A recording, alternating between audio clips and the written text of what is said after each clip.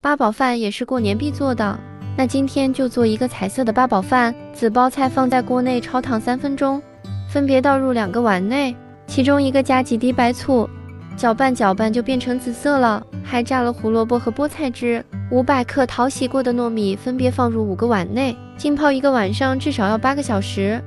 既然要整花里胡哨的，那就做一个好看的红枣花，去掉里边的核之后，放上2个枸杞，做花的花心部分。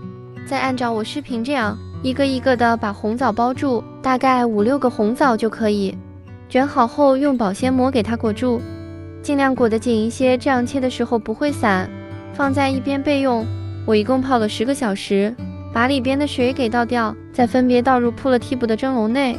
冷水上锅，水开后蒸50分钟，取1块猪油均匀的涂抹在碗上，这样可以让八宝饭更香，还容易脱模。做好的红枣花拿出来，用刀从中间一切2半，打开看一下是不是特别漂亮的2朵花，去掉上边的保鲜膜，有花型的那一面扣在碗底，周边再摆上1圈葡萄干，或者是你喜欢吃的坚果。糯米蒸好后，把每一种颜色单独的放在碗内，根据自己的口味加入适量的白糖，充分的搅拌均匀。其他颜色的糯米重复同样的步骤，用手给它攥成一个米团，放在刚才的碗内。